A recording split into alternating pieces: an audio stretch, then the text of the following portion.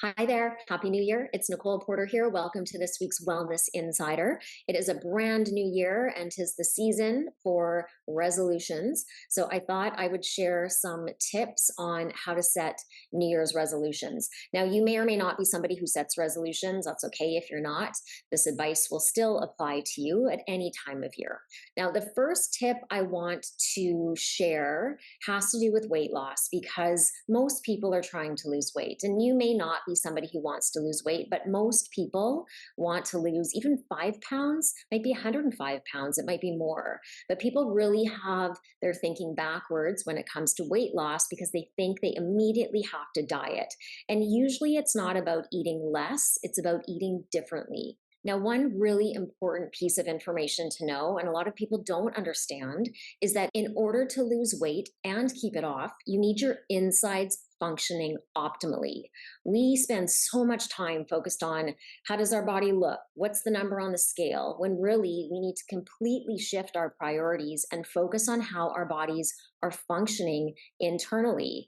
And you can't do that with a short term hack or a lose 10 pounds in 1 week kind of mentality. We have to prioritize how our bodies are functioning internally in order to get the results we want, whether it's weight loss or a better sleep or more energy or having better skin or better digestion, whatever it is. You need your insides functioning optimally. Now, I could talk for hours or probably days about nutrition, but one tip I will give you when it comes to weight loss is to focus on balancing your blood sugar. Now, we have a number of different programs that you could join if you want to lose weight, but if you don't join a program, then do your research on how to balance your blood sugar because you don't just need balance inside your body to achieve optimal physical health and weight loss. You also need balance inside your body to achieve optimal mental and emotional health.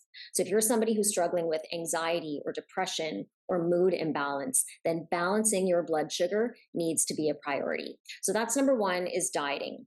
My second tip here has to do with goal setting, but with a little bit of a spin on it. In 1990, I first got into the fitness industry. Back then, we used to help our clients set goals in a very specific way. People are still setting their goals the same way 30 some years later, and it's not working. It's not what keeps people motivated. So instead of saying, I want to lose 20 pounds in 10 weeks and I want to see this number on the scale, what I recommend to people and what I know works is to design your intention or create your intention. And the way that I define an intention is that it's a desired and defined vision and feeling intensified by gratitude. This is the missing link for people when it comes to not just short term habit change, not just long term habit change, but really transformation. Because let's say you're somebody who wants to lose 20 pounds. The reason why you want to lose 20 pounds, it never has to do with a number on the scale. It's not just about, I want to see a different number.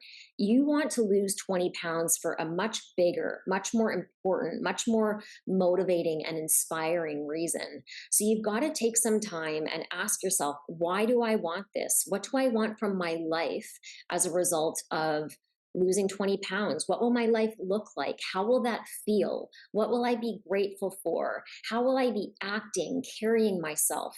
How will I be talking? How will I be showing up in life once I achieve this success? So you've got to take the time and define that vision and that feeling. Don't miss out on the feeling piece. It's one thing to have a vision board, that's great, but you've got to connect that feeling and emotion because that is what will get you off the couch when you've got a bag of chips beside you and a Netflix series to watch. Your intention is the thing that will keep you motivated, not just in wellness, not just in reaching your health and wellness goals, but in anything in life. So that's my second tip, is to get really clear on your intention. And I could also talk about this for hours. I've got a 2-hour presentation in our program called, the presentation is called Train Your Brain for Habit Change. I introduce you to the Aspire habit change model. And truly the intention piece is the most important piece. People will often ask, how long does it take to change a habit? Because they think it's 3 weeks and they want to know how long it's going to take them to change. And really, it's not a magic length of time. It depends on your intention. Now, my third tip here has to do with a small recommendation on a New Year's resolution. And I'm recommending this because one of the number one reasons why people seek wellness coaching these days, and I see it increasing, is people think they can't focus. And this is adults and kids. And unfortunately, when people think they can't focus, they think they have no control over it. And so they rely on medication. Now, some people might need medication in order to help them focus, but a lot of times we don't. And so, one small thing that I will recommend to you is to focus on one thing at a time. We have devices in front of us. We've got a phone, we've got a laptop, we've got a TV, we might have gaming. We don't have one device in front of us anymore. We have multiple devices. So, my recommendation, yes, you might have these devices in front of you, but just focus on one thing at a time. You can train your brain. You can train your brain to manage stress. You can train your brain to change habits. You can also train your brain to focus. You can do this by focusing on one device at a time. You can do this by meditation or some form of mindfulness. Could even be that you're focused on a sound, only a sound, or you're focused on a touch, or you're focused on a smell, or you're focused on your breath, whatever it might be. Focus on one thing at a time. And when it comes to devices, if you've got the TV on, but you've got your phone in front of you, and let's say you get a text or an email or something you have to deal with on your phone, then at least pause what's on the TV or mute it so you can reduce some of the stress on your nervous system and then focus on what you need to deal with on your phone. One thing at a time. I'm not saying you have to get rid of all of your devices, but just focus on one at a time. And the wonderful thing about focusing on one thing at a time is that you're training your brain to focus.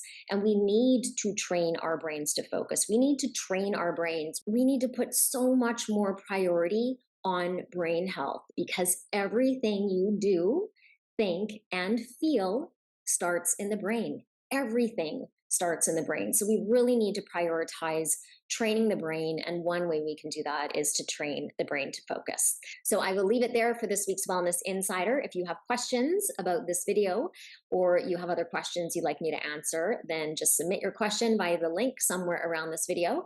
And of course, make sure you like and share and subscribe so that you can stay connected. Happy New Year, and I will see you next week.